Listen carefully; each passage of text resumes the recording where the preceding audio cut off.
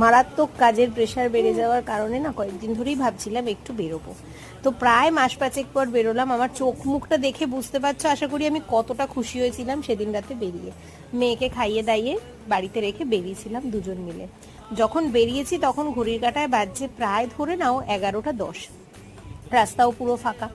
ব্রিজটা দিয়ে এত সুন্দর লাগছিল যেতে। আর আমার জানো তো বরাবরই এই বাইরে কোথাও ঘুরতে যাব শিডিউল মেনে 5টায় রেডি হতে হবে, 7টায় রেডি হতে হবে, 6টায় রেডি হতে হবে, ওই রকম ঘুরতে যাওয়া না আমার ঠিক পছন্দ না।